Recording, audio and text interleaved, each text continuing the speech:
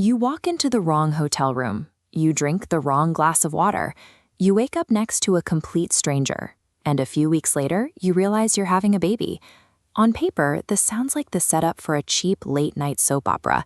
It's a premise built almost entirely on slapstick comedy and shock value. But the writers of Fated to Love You use this absurd accident as a Trojan horse. They lure us in with the promise of a chaotic rom-com, only to shift into a grounded exploration of why these two people are so guarded to begin with. If we look at this through the lens of modern storytelling frameworks, a character's journey is almost always defined by a severe disruption. We see a predictable life path derailed by a massive interruption, forcing an immediate reaction. That one-night mistake acts as a catalyst. They can no longer rely on habits that kept them stuck, forcing them to adapt or collapse.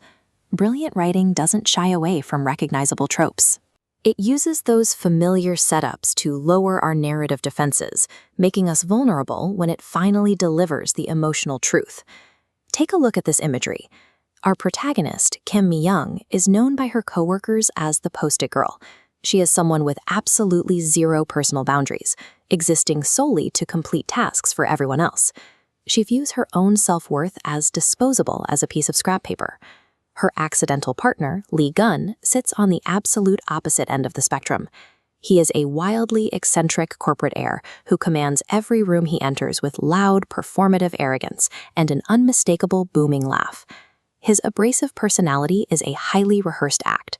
He is terrified of a genetic terminal illness that runs in his family, and he faces crushing pressure to secure an heir. His massive ego is a shield to keep people from seeing his fear. We have two people employing entirely different survival strategies. Mi-young shrinks herself until she is practically invisible to survive her environment, while Gun inflates his presence to distract the world from his family's medical history. A story cannot generate growth without first establishing an unsustainable baseline. Both of these defense mechanisms work in isolation, but they are fragile. The accidental pregnancy strips away their isolation. Because of their respective family obligations, the two are pushed into a rigid, legally binding contract marriage, placing these two polar opposites under the same roof. This legal agreement acts as a pressure cooker. It functions as a structural trap that removes their ability to run away, hide, or fall back on their usual avoidance strategies. Forced into this inescapable proximity, Mi-young is placed into a role where her presence actually matters to someone else's future. The demands of a household and an impending child strip away her belief that she is easily replaceable. At the same time, Gun finds his performative mask useless in the quiet moments of domestic life. He is forced into a position where he has to genuinely care for a person whose vulnerability exceeds his own. The initial mistake serves a mechanical purpose. It holds flawed characters in place until they are forced to confront their own inadequacies through the reflection of another person. Halfway through the story, the tension breaks. The rigid boundaries of the contract begin to dissolve as Gun and Mi-young start finding genuine, quiet solace in one another's company. Then a sudden tragedy strikes.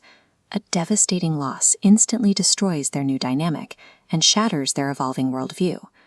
This turning point is necessary because the characters have reached a plateau. To move forward, they have to lose the very thing they've come to rely on, each other. The tragedy forces Mi-young and Gun apart. They are thrust into isolation, stripping them of the ability to use their blossoming relationship as a crutch to avoid their individual healing. A truly resonant character arc requires the hero to face the darkest parts of their history alone. Real, lasting internal healing cannot be outsourced to a romantic partner. When we see Kim Mi-young again, she has rebuilt her identity. She operates out of a spacious art studio as an independent artist, generating her own self-worth instead of waiting for someone to assign it to her. Gun has undergone his own reconstruction. He has looked directly at his potential mortality, made peace with his illness, and discarded the loud, arrogant persona he once used to push the world away. When their paths finally cross again, the dynamic is different. They are no longer bound by a legal contract, shared trauma, or desperate need. They are drawn back together as fully actualized equals. The resolution of a powerful romance arc reveals a hard truth.